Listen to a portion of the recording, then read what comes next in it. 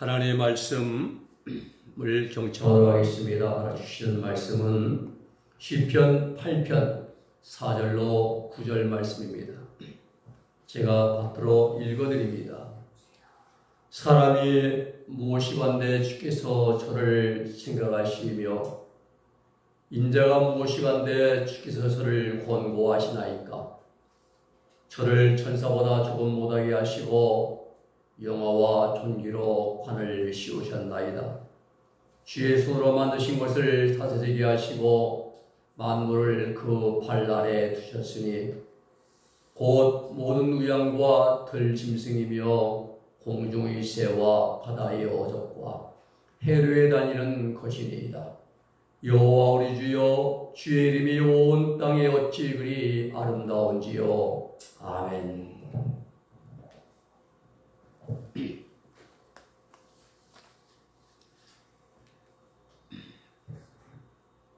오늘 말씀의 제목은 사람의 존재 가치입니다. 우리는 가끔 이런 생각을 해볼 때가 있습니다. 사람이란 무엇인가? 사람이란 무엇인가? 사람은 비물질과 물질이 서로 결합해서 합쳐져서 이루어진 존재가 사람입니다. 여기서 비물질은 우리 영혼을 가리킵니다. 영혼은 물질이 아니에요. 그러게 우리 이 땅에 사는 동안에 육체를 가지고 살다가 떠나면은 우리 영혼은 영계로 들어간다 이 말. 육체는 땅으로 흙으로 이제 돌아가고 말입니다. 비물질은 우리 영혼을 가리키고 물질은 우리 육체를 뜻합니다. 사람은 영과 육이 하나가 되어서 생명, 즉 살아 움직이는 사람이 된 것입니다. 하나님께서 하나님 형상으로 진흙으로 사람의 이제 하나님 형상을 따라 사람을 만들고 그 속에 코에 생기를 불어넣으시자 살아 움직이는 생명이 된지라. 생명은 살아 움직이는 사람을 말합니다. 영이 들어가서. 창세기 1장 26절에 보면은 하나님이 가라사대 우리의 형상을 따라 우리의 모양대로 우리가 사람을 만들자 하고, 그리고 그로 바다의 고기와 공중의 새와 육축과 온 땅과 땅에 기는 모든 것을 다스리게 하자 하시고 했습니다. 그래서 하나님의 형상대로 사람을 창조하시되 남자와 여자를 창조하시고, 창세기 1장 27절 말씀입니다. 28절에 하나님이 그들에게 복을 주시며 그들에게 이르시되 생육하고 번성하여 땅에 충만하라. 땅을 정복하라. 그리고 바다의 고기와 공중의 새와 온 땅에 움직이는 모든 생물들을 다스리라 하시니라 했습니다. 이 과정이 우리 인간이 세상에 맨 처음 만들어지게 된 인간의 출처입니다. 뭐 원숭이에서 온 것이 아니에요. 호모사피엔스 아닙니다. 하나님이 이렇게 만드신 거예요. 처음부터 사람으로 말입니다. 변화된 것이 아니에요. 최초 인간의 출처입니다. 그런데 하나님의 형상으로 하나님의 속성을 따라 처음 지음받은 사람이 하나님을 떠나 타락하고 말았습니다. 아담과 하와의 범죄가 바로 그것입니다. 문제는 아담과 하와가 타락할 때에 그들의 영과 육 속에 마귀의 성질인 죄악성이 함께 들어왔다는 사실입니다. 그래서 우리가 사람을 만나고 함께 대화하고 친밀하게 지낸다 할지라도 그 사람의 속마음을 여전히 알 수가 없습니다. 수십 년 사귀어도 그 사람의 마음은 오리무중입니다. 그 사람 속에 있는 숨겨진 생각이 무엇인가? 또 상대방이 입으로는 좋은 말 하면서도 모습을 웃고 있어도 마음속은 어떠한 생각을 품고 있는가? 우리는 알 길이 없습니다. 그래서 흔히들 말하기를 사람의 속마음에 대하여 알다가도 모를 것이 사람 마음이다 라고들 합니다. 이 속담에도 10길 물속은 아는데 알잖아요. 제법 아니까. 근데 한 길 사람의 속은 알 수가 없다라고 했습니다. 이 모든 말들이 사람의 속을 알 수가 없고 그 사람이 어떤 존재인가에 대해서 그만큼 알기가 힘들다라는 것입니다. 구약에서 사람을 나타내는 일반적인 단어로는 대부분의 경우 soul, 이를 말합니다. soul이라고 하는데 이 soul은 움직이는 그러한 공기, 숨, 호흡의 의미를 가진 누아우로 번역이 되기도 하지만은 보통 영으로 번역됩니다. 또 사람은 어떤 존재인가? 사람은요, 어떤 일에 대해서 결단하고 그리고 목적을 세우고 그리고 그것을 위해 그것을 선택하고 그 목적을 향해서 나아갈 수 있는 의지를 가진 독립된 인격체입니다. 지정의를 가지고 있는 사람은요. 우리 사람은요, 절대적으로 하나님께 의존해야 됩니다. 하나님의 도우심 속에 있어야지만은 동시에 상대적으로 독립성을 가지고 내가 이 일은 결정하고 판단하고 내 의지를 실천하고 할 수 있는 인격체라는 사실입니다. 피조물로서의 사람은 토기장에 의해 빚어진 진흙과 같습니다. 하나님의 손에 지음받은 우리는요, 토기장이가 자기 생각대에 따라서 이제 진흙으로 그릇을 만들듯이 하나님의 뜻에 우리는 만들어진 겁니다. 뜻대로. 그래서 우리 피조물로서는 토기장이에 지음받은 진흙 같은 존재지만은 인격체로서의 사람은 자신의 결단을 통해서 내 삶을, 내 인생을 설리게 나갈 수 있는 그러한 존재인 것입니다. 사람의 기원은 하나님의 직접적인 창조 행위에 의해 지음을 받은 존재입니다. 우리의 기원이.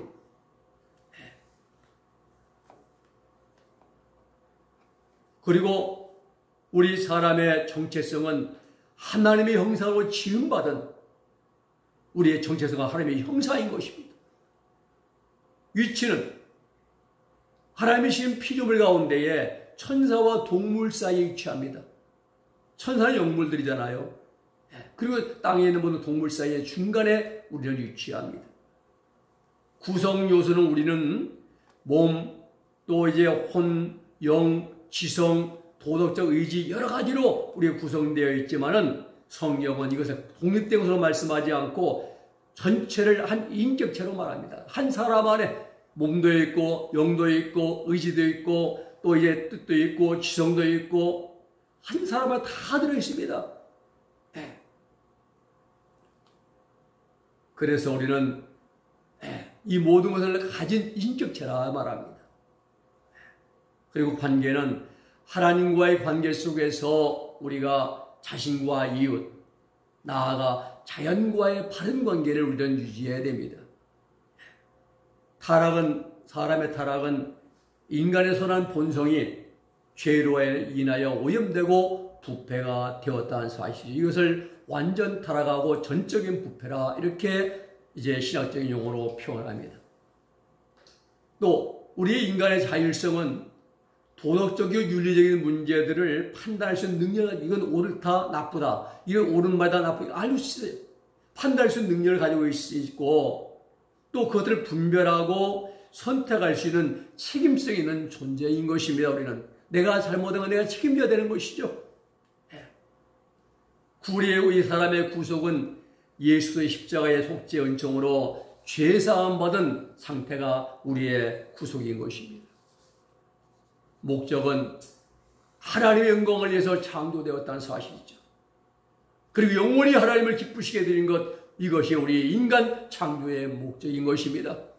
마음껏 먹고 즐기고 놀라고 구경 이런 것이 아니라 하나님을 기쁘시게 드리고 하나님의 영원하게 드리는 것, 이것이 우리 인간을 창조하신 하나님의 목적이, 우리 삶의 목적입니다.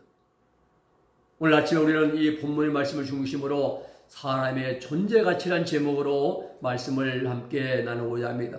첫째, 사람은 하나님의 형상입니다.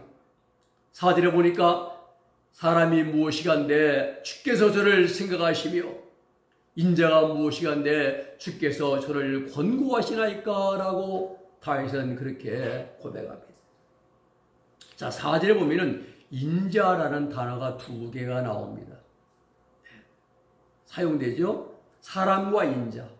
이 모두는 인간을 뜻하는데 이런 동시에 사람과 인자라는 이것은 인간의 연약함을 나타내는 말들입니다. 사람을 에노시라고 말해요. 에노시. 그런데 이것은 깨지기 쉬운 존재란 뜻입니다. 깨지기 쉬운 존재. 또 인자는 맨 아담 이렇게 하는데 이 말은 흙의 아들이에요. 흙의 아들. 흙의 아들. 흙으로 지음받고 흙으로 돌아갈 수밖에 없는 나약한 인간의 한계를 지적하는 그런 말이 바로 인자요 사람입니다.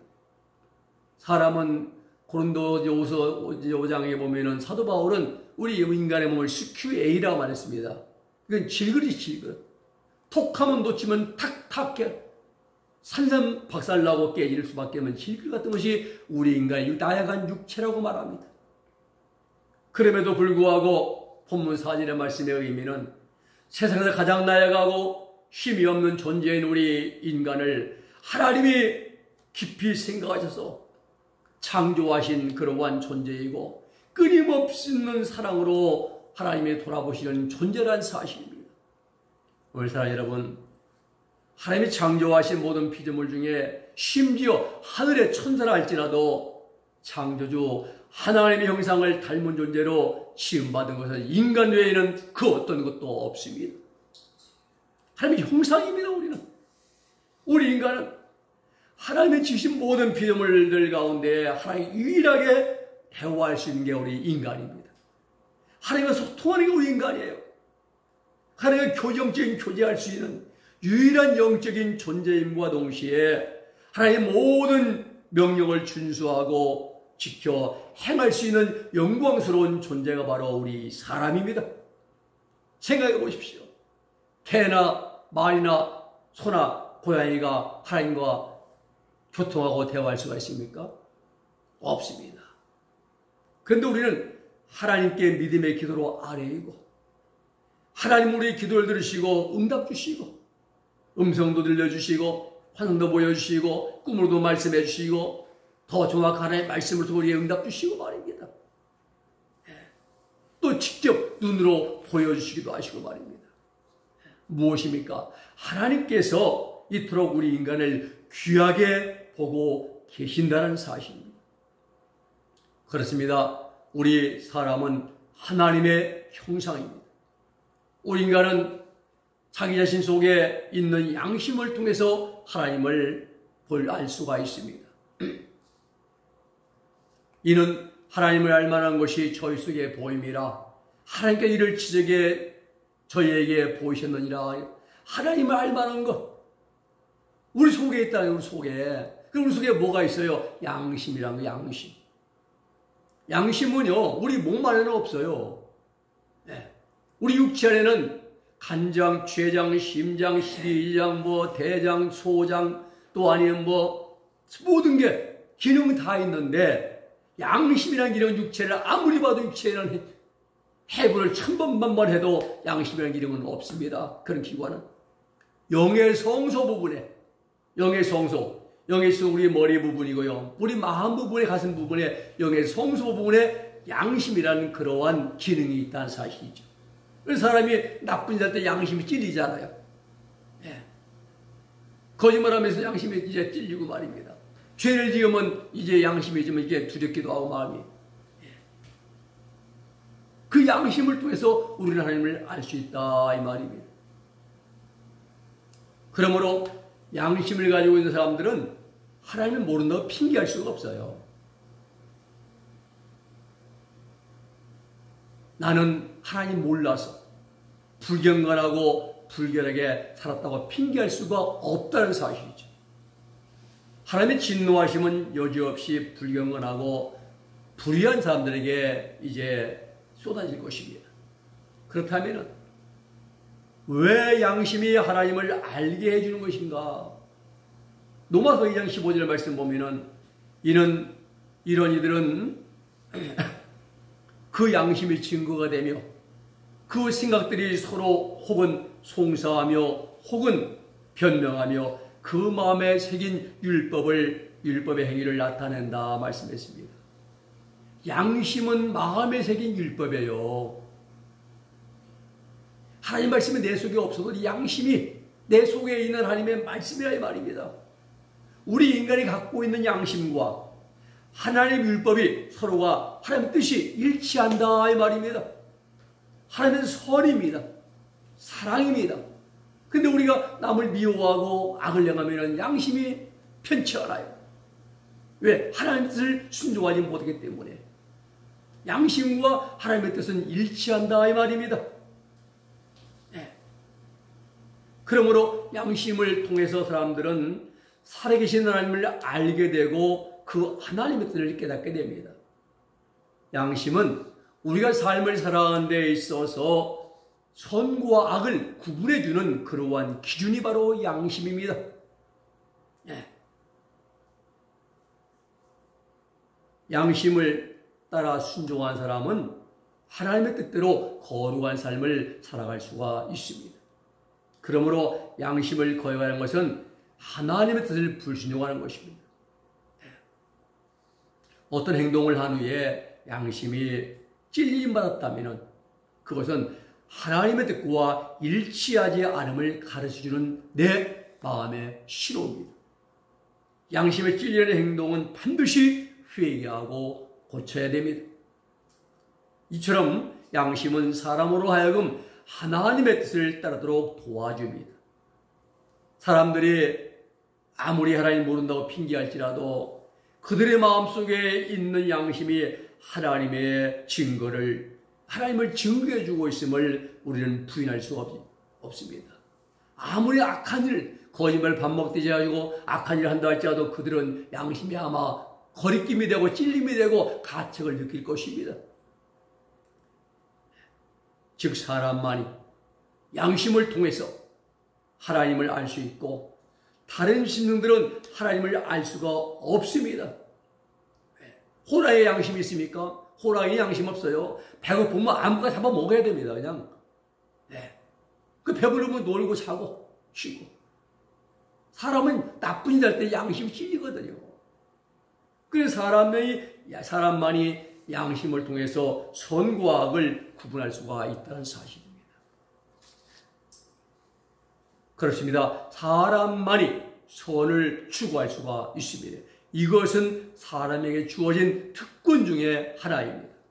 오늘 여러분 양심을 가지고 있는 사람은 반드시 하나님을 잘 섬기고 하나님을 영원롭게 해드려야 됩니다. 이것이 우리 인간의 존재가치 첫 번째가 되는 것입니다. 두 번째는 사람은 존귀한 존재입니다. 5절 말씀이죠. 저를 천사보다 조금 못하게 하시고 영어와 존귀로 관을 주셨나이다 라고 어제 다윗은 그렇게 하나님 앞에 고백합니다. 영어, 카보드입니다. 원래는 무겁다라는 말이 나온 거예요. 단어입니다. 고대에는 무거운 금속이 가치가 있는 것으로 인식이 되었어요. 그래서 무겁다, 영화. 그리고 또 하나 영화입니다. 영화. 고대 영화 이 말은 가치 있는 것, 귀한 것을 가리키고요. 나중에 이것이 영광으로 바뀝니다. 이 말씀은 하나님께서 인간을 다른 어떤 피조물보다 더 큰 비중을 두고 창조하셨다는 것을 말씀해 주는 것입니다. 또 존귀가 있어요. 존귀. 존귀는 이제 하다르인데요. 이것은 위엄, 장식, 영광, 광채 등을 사용할 때 이제 의미할 때 사용되는 단어입니다. 존귀. 영어와 존귀라는 그런 이제 표현은 왕의 대관식을 상징하는 그러한 단어입니다. 대통령직 딱 이제 당선되어서 취임식할 때 얼마나 존귀하고 영광스럽습니까? 그런 식입니다. 오늘 여러분, 오늘 본문에서 다윗이 말하고자 하는 핵심의 요지는 우리는 모두가 다 하나님, 엘로힘, 하나님을 닮아서 영광과 존귀로 지음받은 존재라는 사실입니다. 모든 사람들이 하나님을 닮아서 영광과 존귀로 지음받은 존재란 사실이에요. 창세기 1장 27절 28절에 보면 27절에 하나님이 자기 형상 곧 하나님의 형상대로 사람을 창조하시되 남자와 여자를 창조하시고 라고 말씀하잖아요. 그렇습니다. 우리 인간들 모든 피조물들 가운데에 가장 존귀한 존재가 우리 인간입니다. 가장 귀한 존재입니다. 가장 가치 있는 존재가 바로 우리 사람입니다. 우리 주님은 우리 인간의 가치에 대해서 이렇게 말씀하십니다. 마태복음 16장 26절 말씀에 사람이 만일 온 천하를 잃고도 얻고도 자기 목숨을 잃으면 무엇이 가리요? 그렇죠.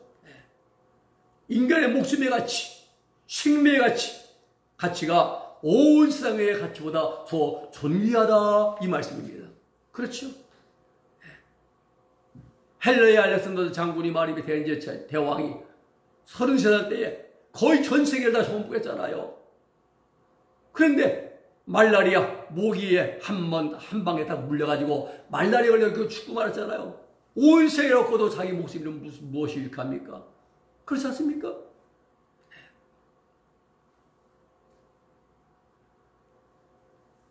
그렇습니다. 세상을 다 가져도, 세상에 있는 금은보화를 다 가져도, 세상에 있는 명품은 다 소유하고 있다 해도 자기 목숨이 되면 모든 것이 다 끝나고 다 허사가 되고 맙니다. 그래서 사람이 만일 온 천하를 얻고도 제 목숨을 잃으면 무엇이 유익하리요? 우리 말씀, 주님 말씀이 진리예요. 진리입니다. 우리 인간은 영어와 존귀로 관씌워진 귀한 존재입니다. 우리 하나님께서 모든 피조물 가운데 우리 인간만을 이렇게 창조하였습니다. 그럼 우리가 해야 할 일은 우리를 귀하게 만들어주신 우리 하나님께 영광과 존귀와 찬송을 올려드리는 그러한 삶을 살아가기를 힘써야 됩니다. 어떻게 살아야 됩니까? 하나님 말씀을 순종해서 우리의 삶에서 예수 그리스도의 향기가 나타나게 해야 됩니다. 어둠으로 가려워진 이 죄악 세상에서 빛을 드러내는 그러한 밝은 빛된 삶을 살아가야 됩니다. 죄악으로 어두워진 썩어진 곳에서 우리는 소금의 짠맛을 내야 됩니다. 그리하여 하나님께 영광을 올려드리는 그러한 삶을 살아가는 우리 모두가 될 수 있기를 주님의 이름으로 부탁을 드립니다. 세 번째 사람의 존재 가치는 사람은 만물을 다스리는 관리자입니다. 다스리는 존재입니다. 6절의 말씀 보면은 주의 손으로 만드신 것을 다스리게 하시고 만물을 그 발 아래에 두셨으니 하나님께 창조하신 모든 만물을 다스리고 관리하는 책임을 우리 사람에게 위탁하셨습니다. 우리가 빌딩이나 큰 건물 가면 관리인 있잖아요. 관리인. 주인이 그 관리인에게 모든 재반 사무를 다 맡긴 겁니다. 그런듯이 우리 인간의 최초 인간이었던 아담의 직업이 에덴 동산 관리인 직책이었습니다. 동물들, 각종 식물들, 공중에 나는 새들, 물속을 헤엄치는 모든 물고기들, 모든 피조물들의 이름도 아담이 지었어요. 하나님이 지나가게 너는 호랑이, 너는 사자, 너는 고양이, 너는 개, 너는 늑대, 너는 악어. 아담의 이름을 붙인 대로 그대로 다 이름 그대로 된 겁니다. 아담의 IQ가 얼마나 높은지 모르죠. 한 번도 반복된 게 없어요. 다 다르게 붙였습니다. 그리고 그 관리를 우리 인간에게 맡기셨습니다. 우리 인간은 하나님께 위탁하신 만물을 잘 보살피고 살피고 그런데 관리하지 못했어요. 실패했습니다. 그 일례가 우리가 지금 지구 곳곳에 이상기후 나타나고 태풍 허리케인이 몰아치고 폭우가 쏟아지고 그리고 여러 가지 자연재해가 많이 발생하잖아요. 우리가 관리하지 못한 겁니다. 하나님 맡기신 이 자연을 말입니다. 그럼에도 불구하고 이 땅에 발전시켜온 놀라운 문화적인 발전, 과학적인 또 지식적인 발전은 대기 다스림의 결과라고도 볼 수가 있습니다. 이런 의미에서 우리 인간을 만물의 영장이라 이렇게 말합니다. 그러나 이것만으로는 부족합니다. 우리는 예수님으로부터 진정한 다스림의 비결을 배워야 됩니다.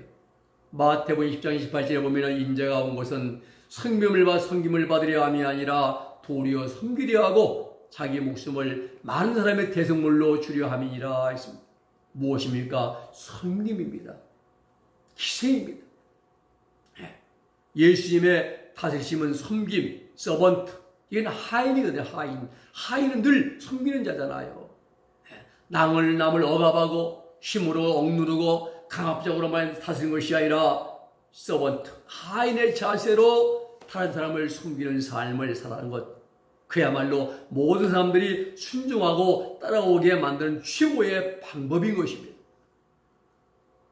장군 중에 용장이 있고 지장이 있고 덕장이 있습니다.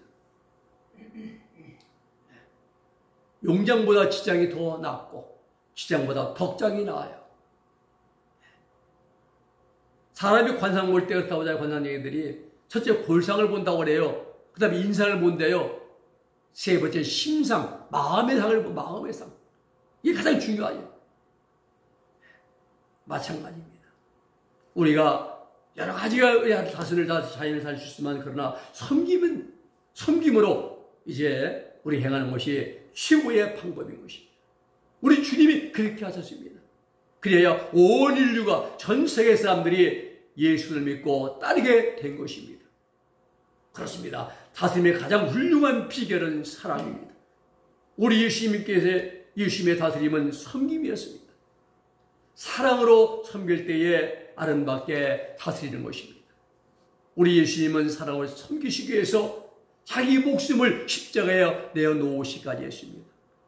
그래야 히브리서 2장 이렇게 말합니다. 히브리서 2장 9절에 말씀하시기를 영광과 존귀로 활을 쓰신 예수라고 말합니다. 말씀을 정리합니다. 우리는 특별한 가치를 가지고 있는 하나님의 사람들입니다. 우리 인간은 하나님의 형상을 따라 지음받은 존재입니다. 사람은 존귀한 존재로 이제 지음받을게 우리는 가치가 있습니다. 사람은 모든 만물을 다스리는 존재이기에 가치가 있습니다. 기도하겠습니다. 거룩하신 아버지 하나님 감사합니다.